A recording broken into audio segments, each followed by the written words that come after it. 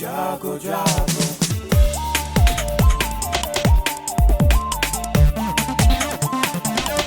Radio जागो जागो radio जागो 90.4 FM। नमस्कार, ये रेडियो जागो 90.4 FM है। अब आप अभय शंकर गौड़ से आज की हलचल सुनिए।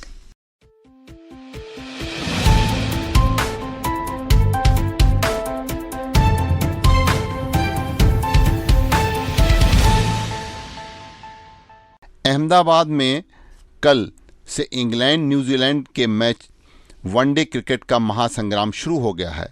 मैच के पहले दिन सचिन तेंदुलकर नरेंद्र मोदी स्टेडियम में विश्व कप ट्रॉफी लेकर के आए और टूर्नामेंट का औपचारिक उद्घाटन किया।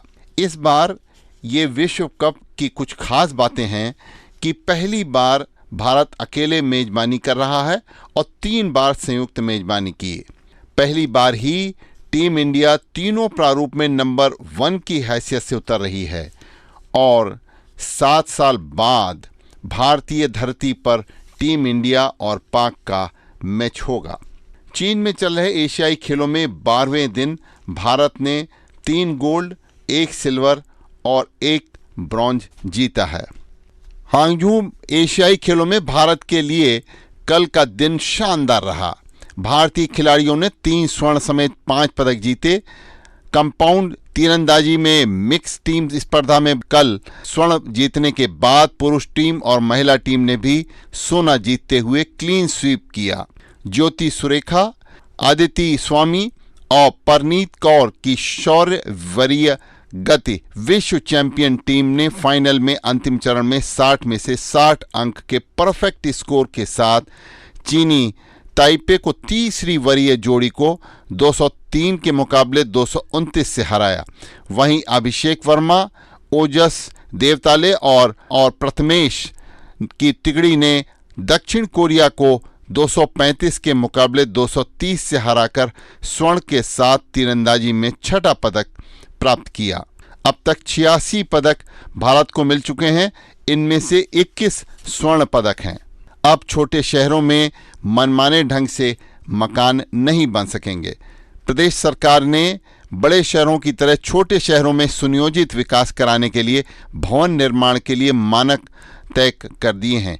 इसके लिए आवास विभाग मानक तय करने के अनुसार भवन बनाने के लिए भवन निर्माण एवं विकास उपविधि तैयार करने जा रहा है।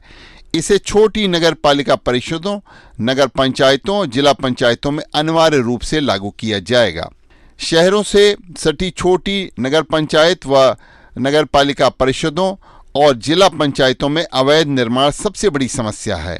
प्रदेश में 1 लाख से अधिक आबादी वाले 59 शहरों में मास्टर प्लान बनाया जा रहा है। दूसरे चरण में 50,000 से 1 लाख तक की आबादी वाले 63 शहरों में मास्टर प्लान बनवाने की योजना है। जगहों में सड़क से सटी जमीनों पर मनमाने तरीके से व्यावसायिक भवनों के निर्माण में तय मानकों का पालन नहीं किया जा रहा है, जिससे स्ट्रक्चरल और फायर और बिल्डिंग कोड के मानकों का पालन नहीं हो पा रहा है और छोटे शहरों में तेजी से बढ़ते अवैध निर्माण पर सरकार ने चिंता जताई है। नई व्यवस्था से इन पर रोक लगेगी।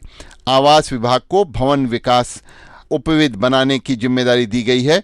इसे इन शहरों को बोर्ड या सदन से पास कराते हुए लागू करना होगा। शहर से लेकर गांव तक इस वर्ष 75 मॉडल शॉप राशन की दुकानों का निर्माण पूरा कराया जाएगा। अधिकांश जगहों पर निर्माण कार्य शुरू करा दिया गया है। हरदोई में इनको पुराने कराने के बाद लोगों को आसानी से राशन व जरूरत का सामान मिल सकेगा।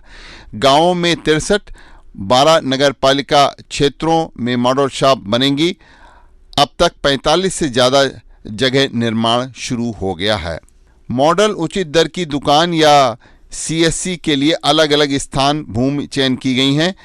इस दुकान में कंप्यूटर ऑपरेटर के लिए स्थान, प्राथमिक उपचार किट, माइक्रो ATM, 5 किलोग्राम के छोटे गैस सिलेंडर रखने का स्थान होगा। विक्रेता के लिए काउंटर, नोटिस बोर्ड, तराजू रखने की जगह, डिस्प्ले रैक भी शामिल होंगी। दुकान के समक्ष बरामदा भी होगा।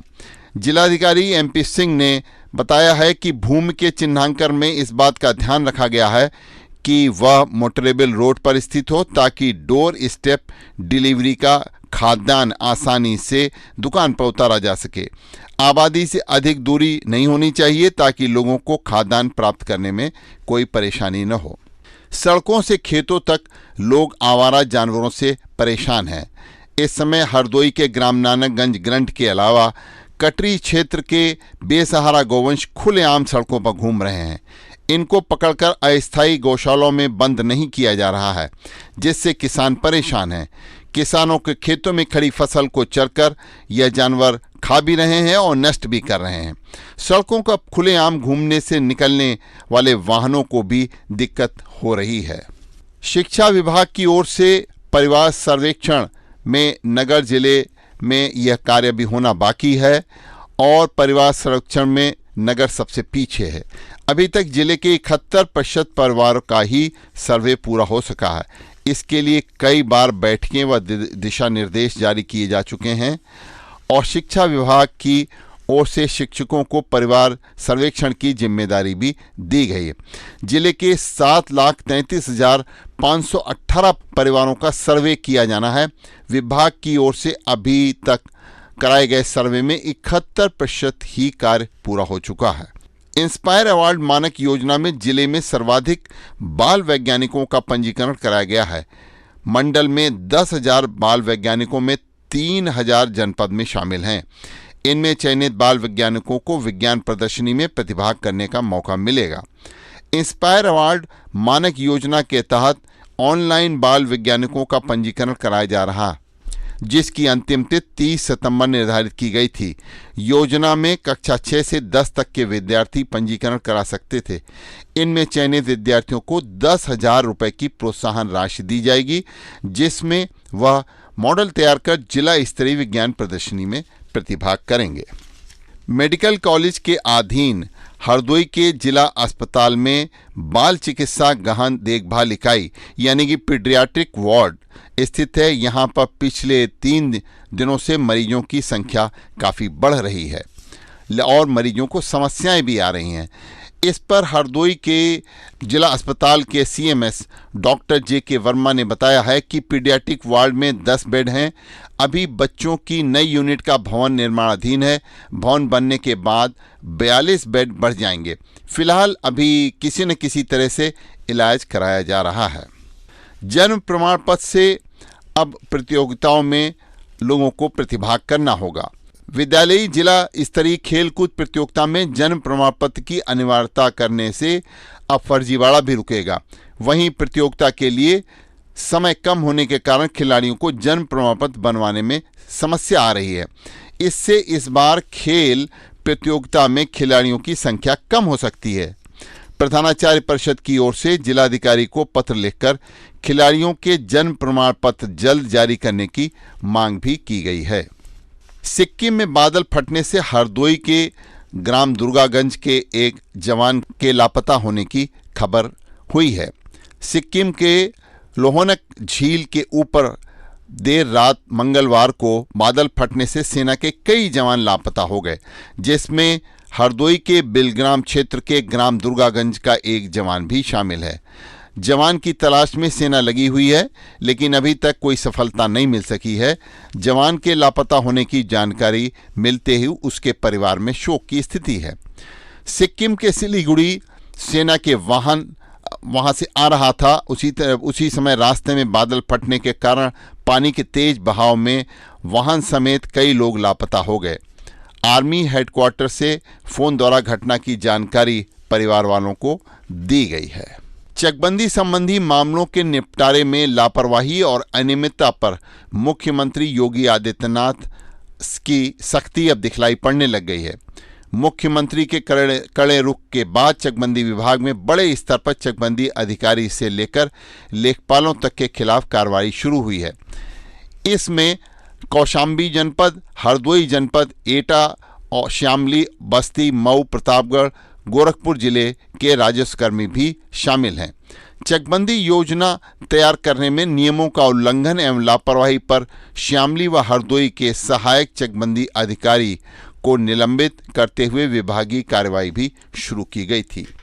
अभी आप सुन रहे थे अभय शंकर गौड़ से हरदोई की हलचल। ये रेडियो जागो 90.4 FM है। आप खुश रहें, स्वस्थ रहें, आपके सुखमय जीवन की हम कामना करते हैं। आइए सुनते हैं रेडियो जागो 90.4 FM।